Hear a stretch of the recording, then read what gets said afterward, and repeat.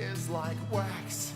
It is melted in the midst of my bowels. My strength is dried up like a potsherd, and my tongue clings to my jaws.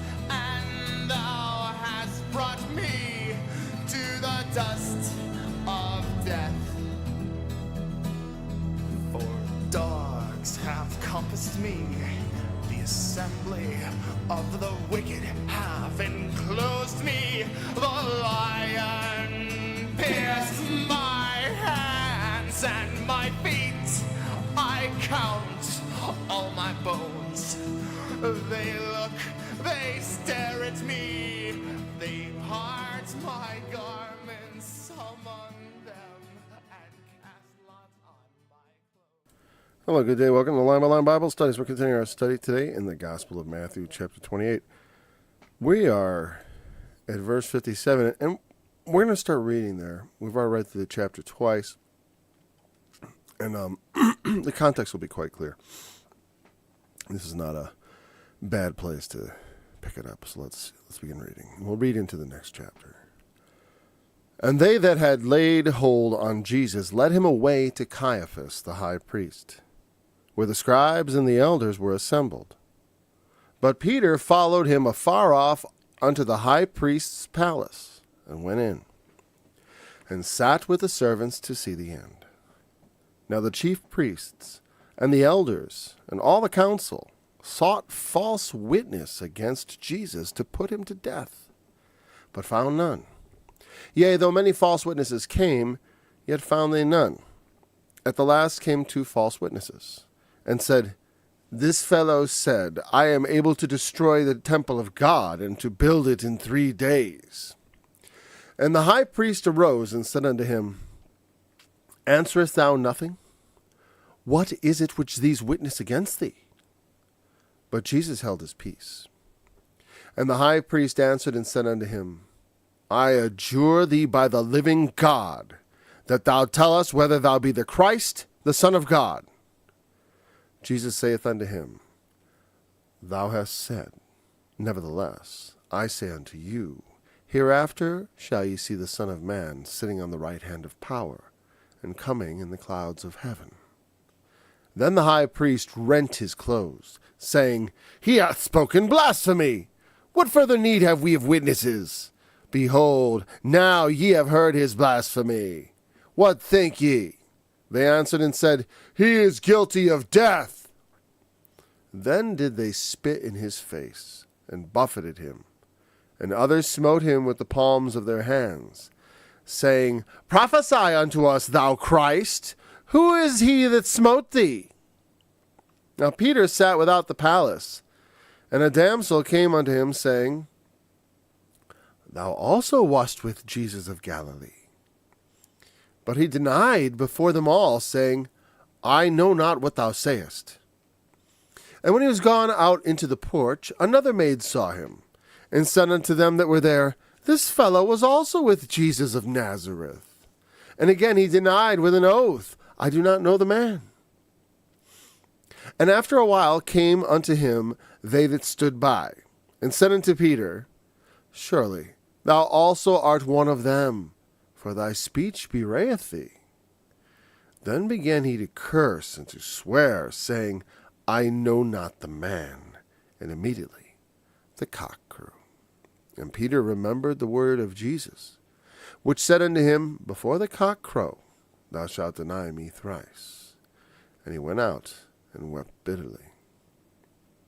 When the morning was come, all the chief priests and elders of the people took counsel against Jesus to put him to death. One moment.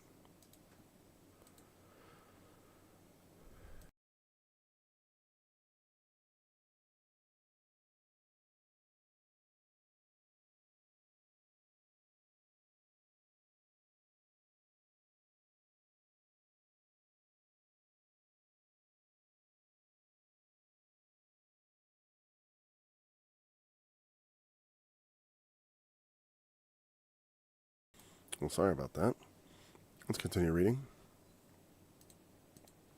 Verse 1. When the morning was come, all the chief priests and the elders of the people took counsel against Jesus to put him to death. And when they had bound him, they led him away, and delivered him to Pontius Pilate the governor. Then Judas, which had betrayed him, when he saw that he was condemned, repented himself, and brought again the 30 pieces of silver to the chief priests and elders, saying, I have sinned in that I have betrayed the innocent blood. And they said, What is that to us? See thou to that. And he cast down the pieces of silver in the temple, and departed, and went and hanged himself. And the chief priests took the silver pieces, and said, It is not lawful for to put them into the treasury, because it is the price of blood. And they took counsel and bought with them the potter's field, to bury strangers in. Wherefore that field was called the field of blood unto this day. Then was fulfilled that which was spoken by Jeremy the prophet, saying, And they took the 30 pieces of silver, the price of him that was valued, whom they of the children of Israel did value, and gave them for the potter's field, as the Lord appointed me. And Jesus stood before the governor, and the governor asked him, saying, Art thou the King of the Jews? And Jesus said unto him, Thou sayest. And when he was accused of the chief priests and elders, he answered nothing. Then said Pilate unto him, Hearest thou not how many things they witness against thee? And he answered him never a word, insomuch that the governor marveled greatly. Now at the feast the governor was wont to release unto the people a prisoner whom they would. And they had then a notable prisoner called Barabbas. Therefore when they were gathered together, Pilate said unto them, Whom will ye that I release unto you, Barabbas, or Jesus, which is called Christ? For he knew that for envy they had delivered him. When he was set down on the judgment seat, his wife sent unto him, saying, Have thou nothing to do with that just man, for I have suffered many things this day in a dream because of him. But the chief priests and elders persuaded the multitude that they should ask Barabbas, and destroy Jesus. The governor answered and said unto them, Whither of the twain will ye that I release unto you? They said, Barabbas. Pilate saith unto them, What shall I do then with Jesus which is called Christ? They all say unto him, Let him be crucified. And the governor said, Why? What evil hath he done? But they cried out the more, saying, Let him be crucified. When Pilate saw that he could prevail nothing, but that rather a tumult was made, he took water, and washed his hands before the multitude, saying, I am innocent of the blood of this just person. See ye to it. Then answered all the people and said, His blood be upon us and on our children. Then released he Barabbas unto them, and when he had scourged Jesus, he delivered him to be crucified. Then the soldiers of the governor took Jesus to the common hall, and gathered unto him the whole band of soldiers. And they stripped him, and put on him a scarlet robe. And when they had platted a crown of thorns, they put it upon his head, and a reed in his right hand. And they bowed the knee before him, and mocked him, saying, Hail, King of the Jews! And they spit upon him, and took the reed, and smote him on the head. And after they had mocked him, they took the robe from off him, and put his own raiment on him, and led him away to crucify him. We'll pause there. I don't think we're going to... Well...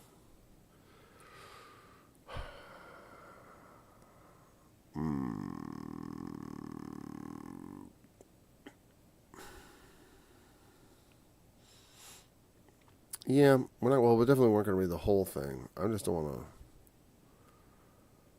Oh, that'll be fine. If we have to read more, then well, I can't go much over an hour, so we're going to have to economize anyway, so, if necessary. So back in 26, Peter's denial. And that's essentially what we're dealing with here. Well, first we have the trial, such as it was, before the elders and the chief priests. And of course, this is after his arrest. Peter's following afar off to the palace of the high priest. So he's sitting around with the servants.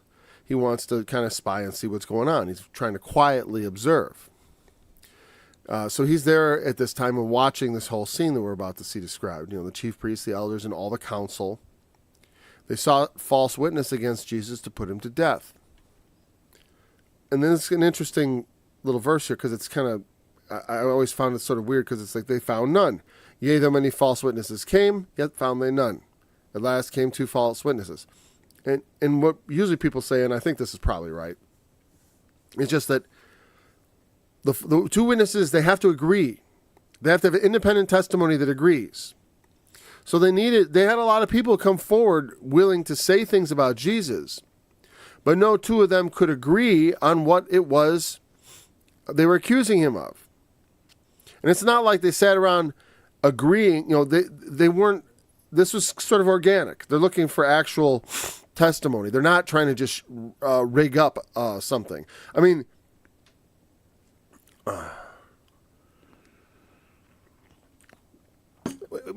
they want to catch him in his words. You know what I mean? Even if they have to twist him a bit. And that's what this ends up being, of course. They twist his words. But that's not ultimately what they're angry about. Even the accusation is not really enough to... I mean, I think they understand the part about destroying the temple and building in 3 days. Well, that's something to accuse someone of saying. It's certainly, it's like, well, come on. It seems like almost like a ridiculous thing. Like, did you really believe he meant that when he said that? Like, if someone says something outlandish, a lot of times the presumption is that they're just using hyperbole. And they certainly knew about that in the old times. Just like when they say all the council and all that. All the council. Well, not every person involved in the elders and the high priests and maybe the chief priests, certainly the chief priests, but not every priest, not every Pharisee, not every Sadducee, not every person of that necessarily was along with it, but we're talking about near unanimous. And that's why it's all the council. So they want to find some false witness. They found many false witnesses that would come forward, yet they didn't find any. Okay. They didn't find any that were usable. They had people come forward with testimony, but not testimony that they found compelling or whatever. Or that did not have a companion who had also heard the same thing. So eventually they found 2 false witnesses that say that he said, I am able to destroy the temple of God and build it in 3 days. They both had the same mishearing of what he said. Because he said, destroy this temple and I'll rebuild it in 3 days, speaking of his body. Now, people can be forgiven for misunderstanding what he said, but not for misinterpreting. That's wrong. To say he said he would destroy the temple and rebuild it in 3 days. Because obviously the part about destroying the temple is the part that they are, you're going to destroy the temple of God? How dare you? Now, he has prophesied of the temple's destruction, as we saw in chapter 24, as also in Mark 13 and Luke 21. Luke 21 being a different account. Luke 21, sometimes I mention how, you see different accounts of Jesus' trial, and they're slightly different. And I'm going to point out something a little later here as a clue so you can see how the text works. It's not always what you think. So when you have these differences, what was my point about that? Oh, it'll come back to me. It's getting confused in my mind because I keep looking at to destroy the temple of God. Whatever. So, and Jesus is not having anything to say about that because they're just misquoting him, and he's not. Like it says, he opened not his mouth. He did talk. See, that's another thing. It's like in Isaiah 53. If you want to be a very big biblical literalist, it says he opened not his mouth, right? As a sheep is dumb before her shearers, so he opened not his mouth. But almost every gospel, I believe, records Jesus saying something at his trial. Even if it's just, well, you said it and this and that, it means he didn't open his mouth in his own defense. He didn't defend himself against the lies and accusations because they were lies. And he didn't need to defend himself against them, especially at that juncture where the Lord had knew that the will of the Father was that he submit himself to their, he's not supposed to try to get away. If he wanted to, he could get away. Like in the last temptation of Christ, he just, which was in Gethsemane to just take a hike, and that's just a movie. And a lot of people didn't like it. It actually wasn't as bad as a lot of people think. It was interesting, I thought. It was very long. That was the biggest problem. It was probably too long. Anyways, and it was whatever. It's it's a fictional thing. It's like I don't think it's I do hold the Lord as sacred, but the thing is, it annoys me when people get upset about people doing things like having their own take on the life of Jesus. You get mad about it. I understand. I wouldn't do that to the Lord. I try to accurately teach what he taught and how he lived. At least as best my ability. But it's like, okay, here's someone who made a whole movie about the life of Jesus, and what have I done? About Jesus. It's like, I'm saying, like, you get upset about that, but hey, could I even tell someone the story? Do I know how to, and so, I always believe that the beam in our own eye is much more significant than anything we see someone else doing. You can always rely on the fact that, correcting yourself first is a good strategy. So, the high priest says, I adjure thee by the living God, tell us if you be the Christ. He wants to know directly, are you the Christ? The Messiah? Are you the Messiah? That's the direct question. And so he answers him in the affirmative, essentially. Now, again, once again, always with Jesus, he's evasive. You know what I mean?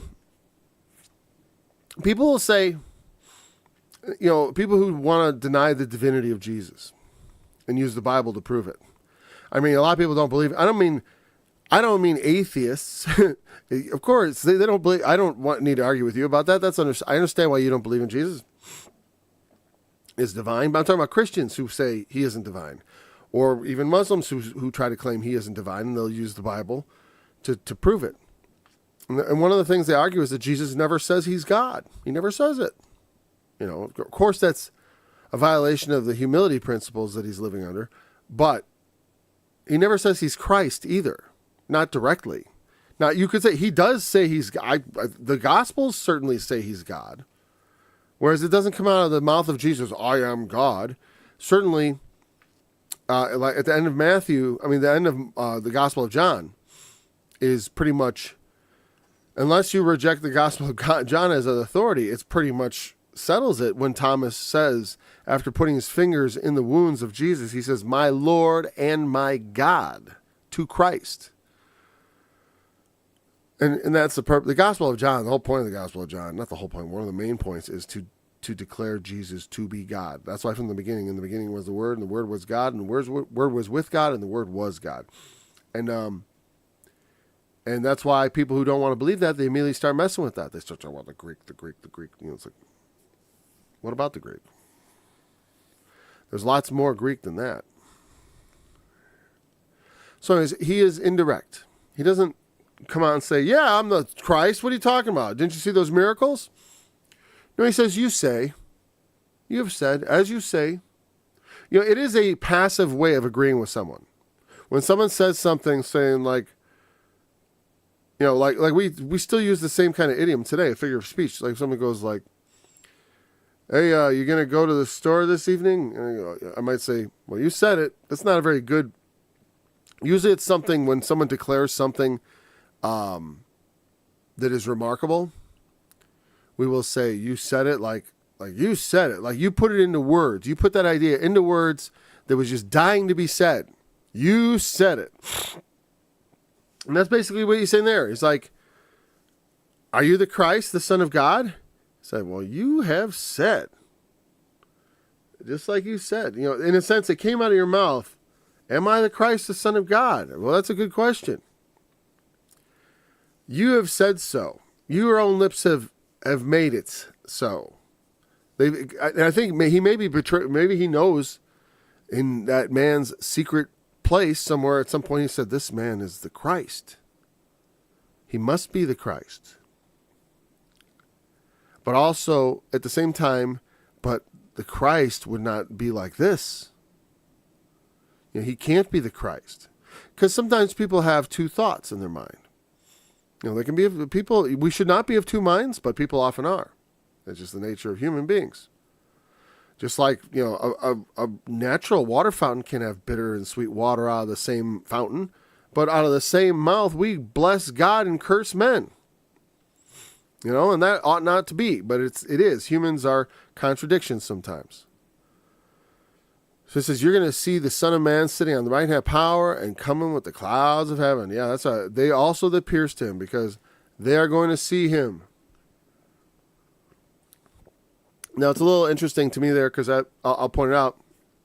You know, taken in a certain way, it undermines my view of the resurrection for the wicked, that they would not be raised till after 1,000 years. Because if he's talking to these guys, you know, are they going to see that? Aren't they going to just see the white throne? And that might be very well all he's talking about. The second resurrection might be a lot like the first resurrection. You know, coming with the clouds of heaven, and they're going to be coming up. They'll be standing up on the planet Earth, and here comes the clouds of heaven and the throne of God. So it doesn't necessarily undermine it. You know, like I said, it's like, you always make sure you understand a necessary interpretation versus one that's plausible. Because sometimes we have things and it's like, yeah, it's necessary to look at it this way. We can't, if we start going off this way, we're going into territory where we are really off the rails as far as being,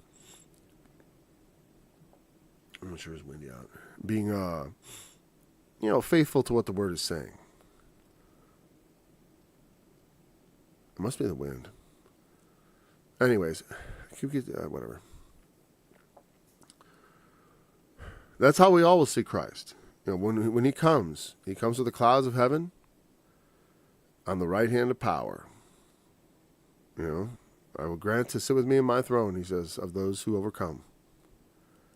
So he says this, he confirms this and says, not only that, hey, yeah, you said it, nevertheless. He said, you have said it, nevertheless. Meaning, I know that when I say something like thou hast said, sometimes that leaves people scratching their head because it's evasive.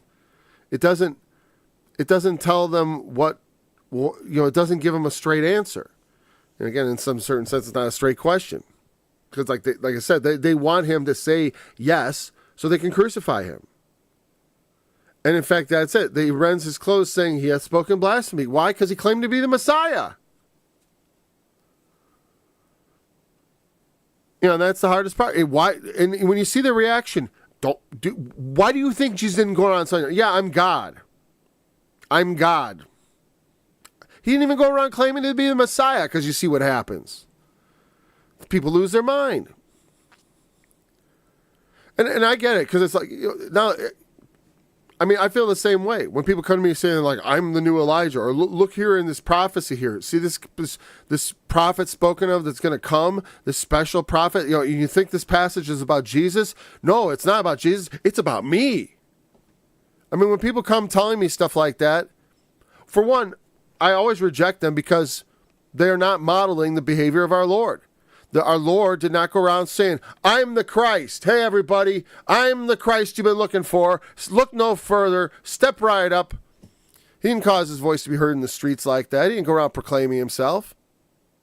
He did go around preaching the gospel. He did go around teaching with authority. He did go around doing a lot of things. But he didn't go around touting himself, because that's so unseemly. And in human society, it's rejected.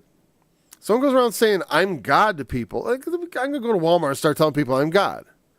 Like, is there any realm in which that's going to work unless I start doing godlike things? And though Jesus could do that, ultimately, that's not what he's trying to do. He's not trying to convince people he exists.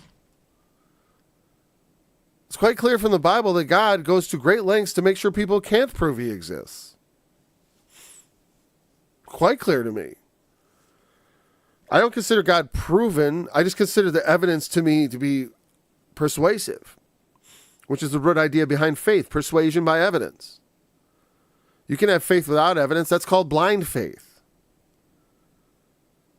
I remember my dad, when I was young, he was very much against blind faith. He didn't think that was a real thing. I mean, certainly, it's not worth much. Because I don't understand. Like, someone who's blindly faithful to something could be blindly unfaithful. I mean, it's like there's no, when something is not rooted in some sort of reality of, because it's like, even when people would have faith without a lot of evidence, there was still something. I mean, they're putting their faith in the Lord, in God, in a God that is just and good, a God that is, that forgives. So again, they consider it blasphemy that he admits he's the Christ. Nevertheless, even though that nevertheless feels like he's turning a corner there. That's why you've said, nevertheless, let me tell you this. You're going to see it. All right? You're going to see me coming on the right hand of power and coming in the clouds of heaven. Who is this that cometh? The high priest rent his clothes. Terrible clothes. Oh! They get so angry they rip their clothes off. They used to do that a lot. We still do a little clothes rending sometimes. Like wrestlers will tear their shirt off to be angry. Used to be a more common thing that people did. And then he asks, you've heard, what further, we don't need witnesses anymore. You've heard out of his own mouth his blasphemy. So if he had said he was God, they'd say he was blaspheming. And so would people today. I don't say that Jesus said he was God. I say that his disciples say he was God. Okay? And I'm a follower of Christ and of his disciples. His disciples are the ones that told us what he preached and what he taught and who he was. And it's pretty clear from their accounts that he was the express image of the Father. He was not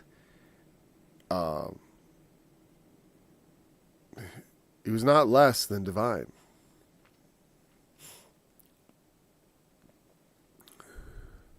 So they say he's guilty of death, for claiming to be the Christ, even though he is. So he's, again, so he didn't defend himself. That wasn't a defense. That was an admission of guilt. Guilty as charged. Are you the Christ? Guilty as charged. They spit in his face, buffeted him, slapped him around, smacked him.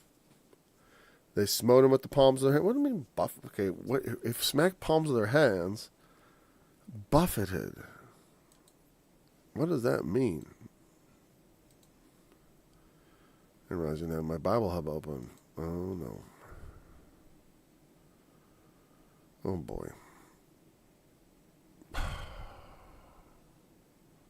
There we go. I had a heck of a time finding the thing there. Okay.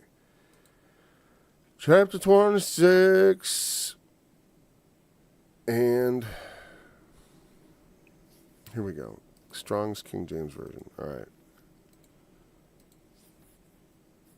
What is buffeted if it's not slapping someone with your hand?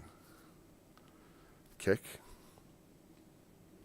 Could be hit with an object, maybe.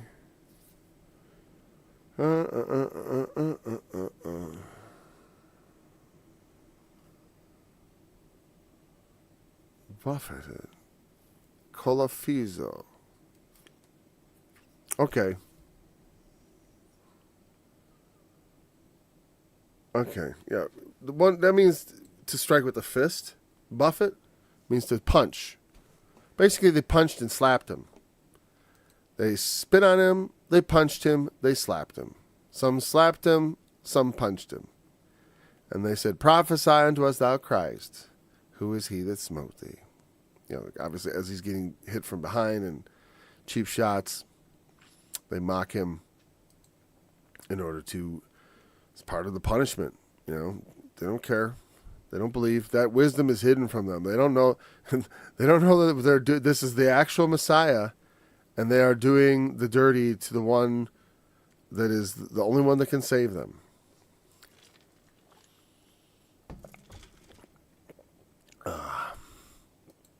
All right.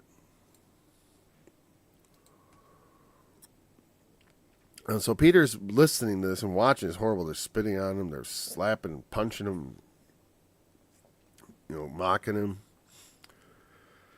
And a damsel sees Peter and she's like, yeah, you were with Jesus.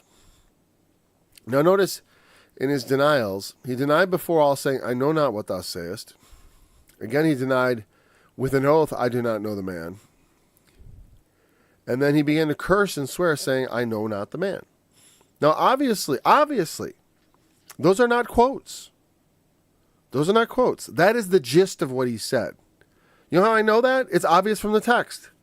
Because it said he cursed and swore, and I don't read any cursing and swearing. I'm just saying, I point this stuff out so you understand. Part of understanding the Bible and reverencing it is understanding what they wrote, how they wrote it, and what intent it is there for. It's not the author is letting you know he cursed and swore. I'm not giving you the quote. I'm not going to tell you what his curses he called down on. Remember, he denied first with an oath. I don't know if that's the same thing as a swearing. I wonder if that's different. Remember, there's 3 kinds of bad words, as we say in English. There's the profanity, swearing, and curses.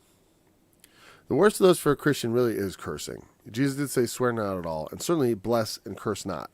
Bless them that curse you. To curse is to say something like, go to hell or F you. Those would be modern curses, right? Or, something where you're telling someone something, like that. You're saying that's a curse. Now, sometimes people are cursed. I mean, they're involved in something. And telling them they're involved in a curse is not the same as you invoking a curse on them. You know what I mean? Telling them that they're walking into the mouth of hell is not the same as saying to someone, well, then go to hell, if that's what you want. It's not you cursing them. You're trying to save them. But curses are things like that. And sometimes people invoke the name of God in a curse. God, go after them. And it's like, I understand that feeling. I probably prayed that a few times too. I felt it like in the those imprecatory psalms where it said, Lord, they hurt me. They smote me without a cause, and you saw it. Evil men have, had their way with me. God, look upon my affliction and avenge me. It's like, I feel like that. I want them to suffer. It's not necessarily the right attitude for a Christian, though, I'm telling you. Avoid curses and such. Swearing, again. Swears when you say, by God, I will, I swear to God. Literally, it's take an oath to swear. Like I said, we think of swearing mostly in the modern week. We'll say, oh, he's been swearing, and they just mean using profanity. Using profanity, you could consider it being it's a minor sin, I think. Because it says, let no corrupt communication come out of your mouth. But I think that has more to do with things that are actually corrupt. They're merely things that are not sacred. Yeah, because a lot of things we consider profanity are it's mostly because you're using it as an interjection. Like as a sentence enhancer, as opposed to, you're actually just having a conversation. That's the problem. Like sometimes people just use way too much profanity, and it's like you gotta save that for those moments where it really requires some fruity language, I guess.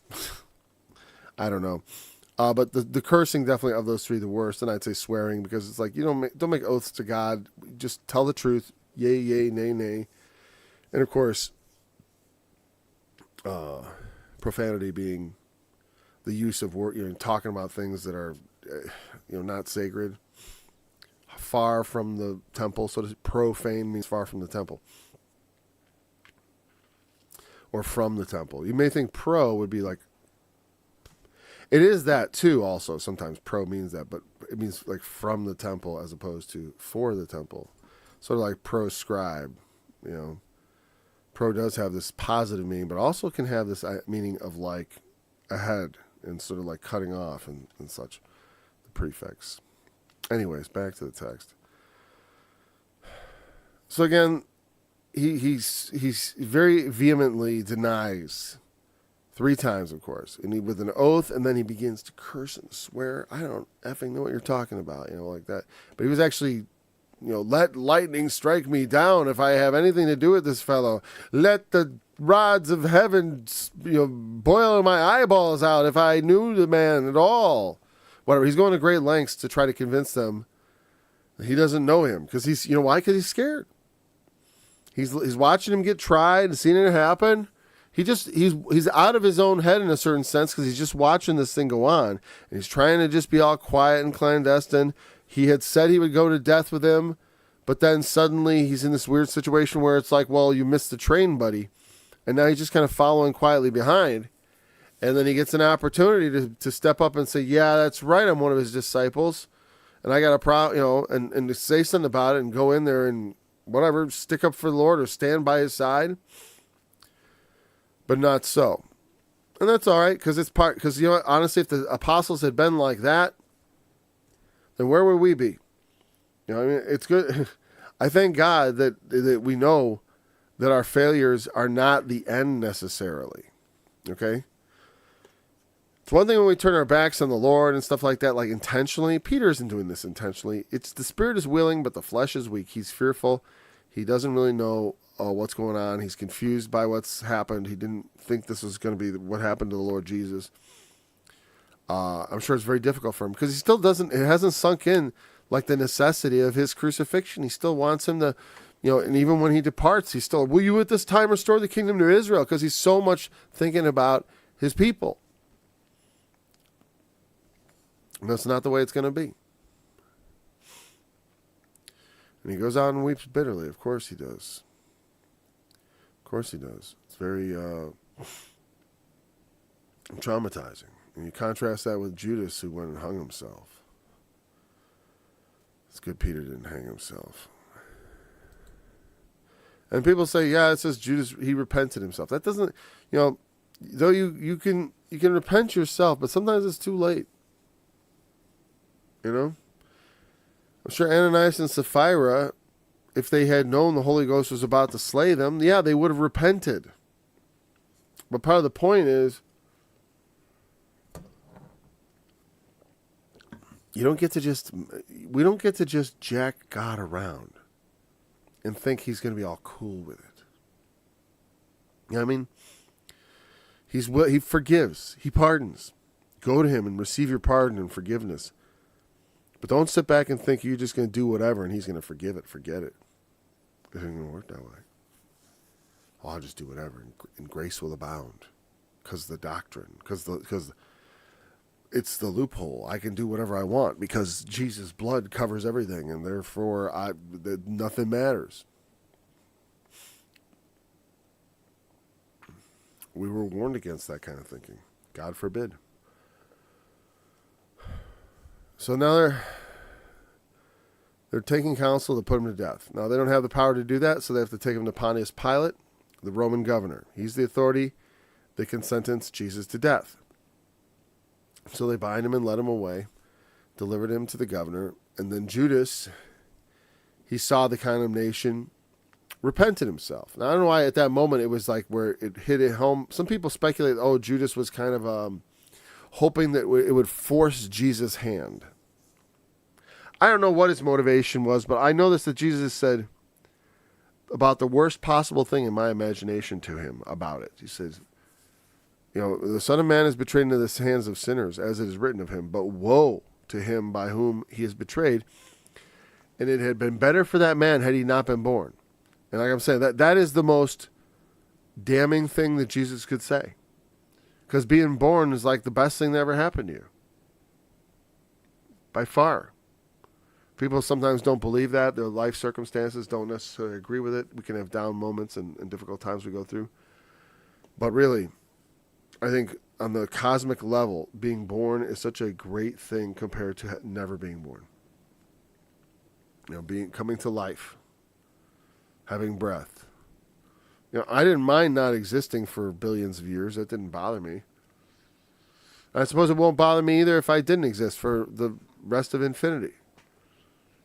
But I'm here alive now, and God has set eternity in our hearts, as the psalmist said. And we long for the infinite. It's in our hearts we can almost grasp it.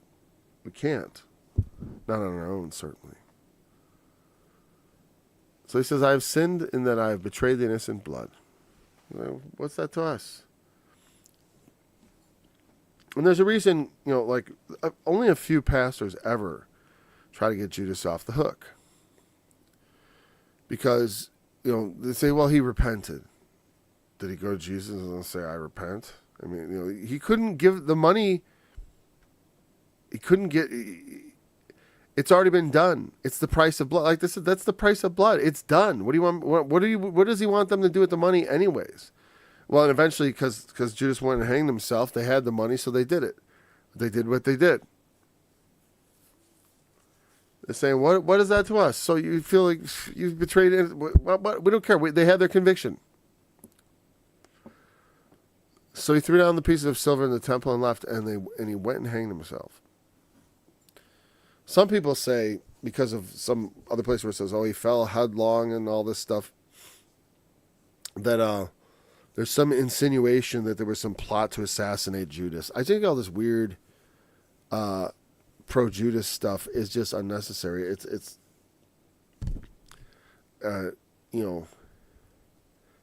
Jesus said the worst thing about him.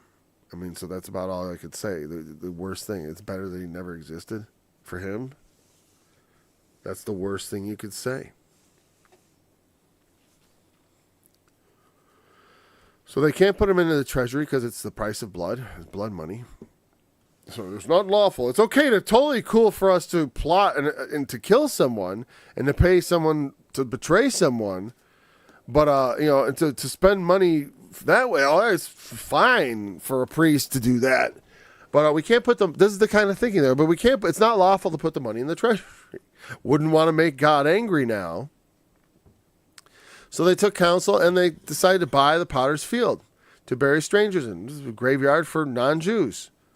And they bought this poor quality. Potter's field would have a lot of, a potter's field would have like all this broken pottery in it and stuff.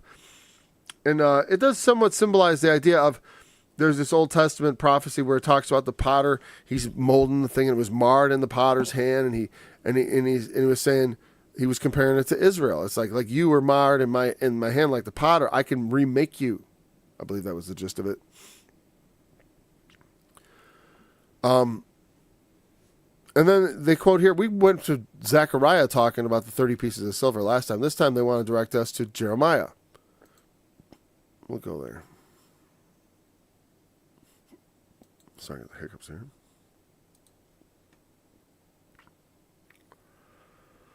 Oh. Okay.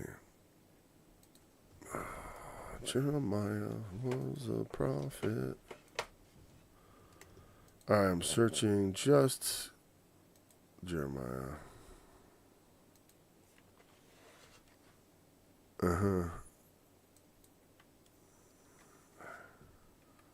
Sorry. It's one-handed typing. What?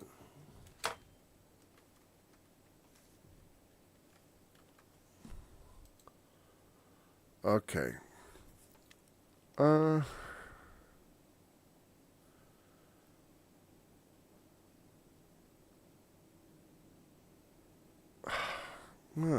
on a second, sorry. I need to get my Bible out here because I'm just not finding it. All right, let's see. Is that really a quote from Jeremiah? I don't know. It says it was written by Jeremiah, right? Okay, we're going to consult the good old paper Bible. Because I got good notes. It's fun to work without them, though. Because you get tied to your notes and you start feeling like sort of hamstrung by them. You know, like you got to stick to that. And you start teaching around your notes all the time and it gets boring. Okay, let's see. There it is.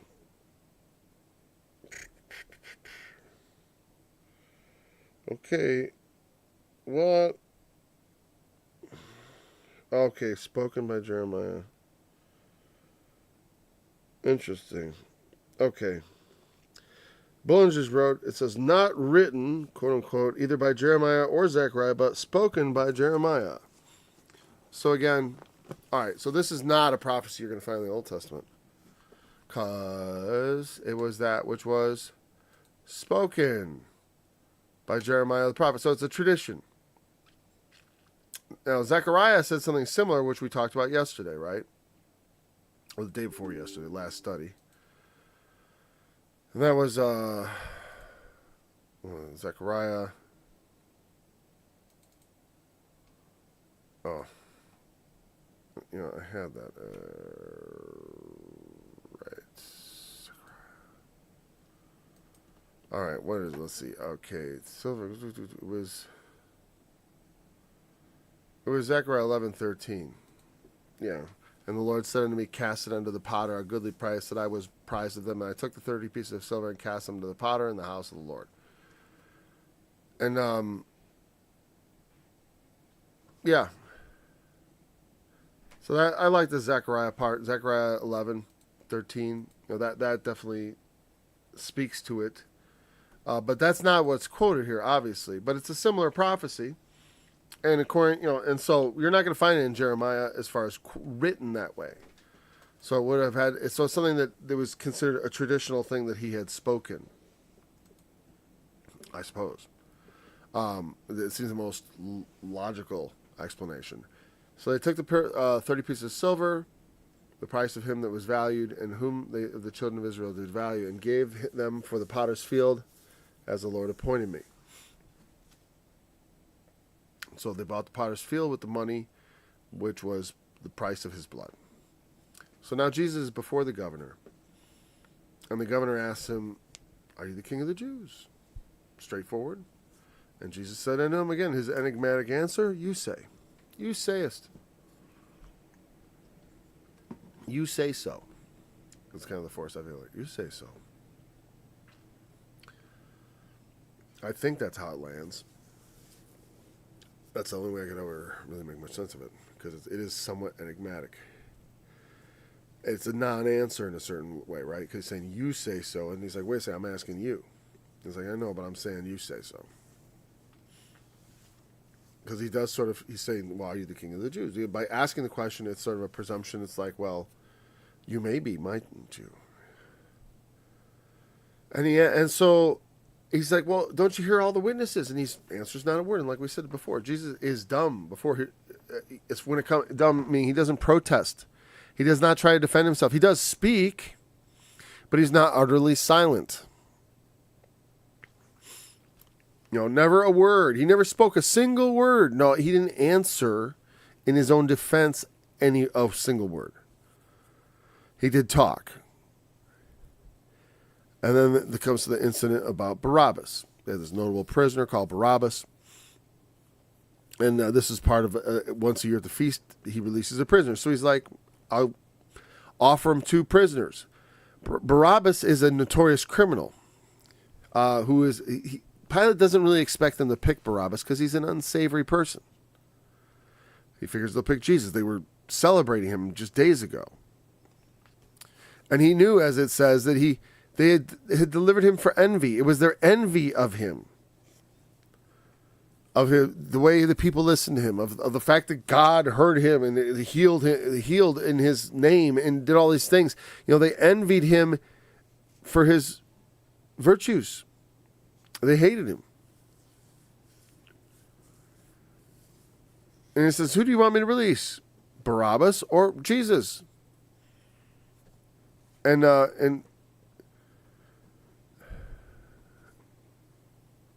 when then he was sit down at the judgment seat, his wife said to him, "You know, I have nothing to do with that judgment." The wife of Pilate is an interesting character from history. Not much you can say about her except for what's written here. I mean, not with much authority, and it's not very important. But she obviously had some insight. She had a little of that hidden wisdom being revealed. Like, she knew it have nothing to do with him.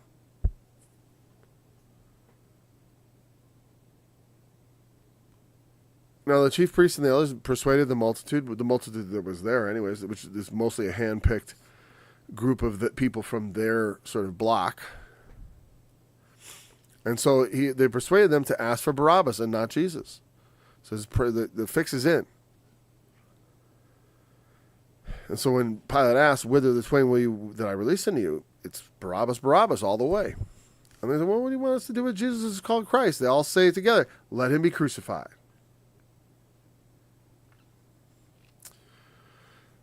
So then when he saw he could not prevail, but rather that it was a tumult being made, he took water, he washes his hands. I don't know if it's that easy.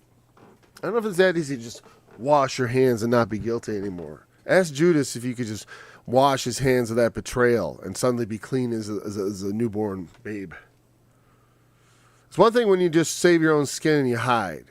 You know, I mean, that's cowardly and not worthy of respect, but it's not the same as betraying your bud to save your own skin. You know, I mean, just saving your own skin for your own skin's sake is understandable, a little bit cowardly, but not as egregious as someone who actively betrays their friend. And he doesn't want to be guilty of this blood. And the people answer and say, "Well, his blood be on us and on our children." Now again, people want to make it like this, forever thing against the Jews because of this, or say that the Bible is even implying that. That's just what they said. You don't get to curse your children. You don't get to, let our children let their blood be upon them. I mean, to some degree, though, like I said, as much as the apple doesn't fall far from the tree, children often are a reflection of their parents, so often they do continue in the same sins. Unless you're very careful, you will continue in the sins of your parents. And maybe multiply them worse. Or you have the option of improving. So he released Barabbas, and when he had scourged Jesus, he delivered him to be crucified. And then they have the soldiers come and pretty much do a repeat. A little more elaborate, right? They strip him, put on him a scarlet robe. Red, when they had, like a king would wear. They made a crown of thorns. They weaved it together, put it on his head, a little reed in his right hand, and they bowed the knee before him. Every knee shall bow, oh boy, and mocked him, saying, "Hail, King of the Jews." And they spit upon him, because they didn't respect this at all, and took the reed and hit him on the head. They whacked him with the rod of his authority. And after they had mocked him, they took the robe off of him and put his own raiment on him and led him away to crucify him. And that's where we left off reading. That's where we're going to leave off our study for today because I have a time issue on my plate. We'll pick up at verse 32 next time, hopefully tomorrow. Remember, the testimony of Jesus is the spirit of prophecy, and he is the fulfillment of the law. My heart is like wax. It is melted in the midst of my bowels. My strength is dried up like a potsherd, and my tongue clings to my jaws. And thou hast brought me to the dust of death. For dogs have compassed me. The assembly of the wicked have enclosed me. The lion pierced my hands and my feet. I count all my bones. They look, they stare at me. They part my garments among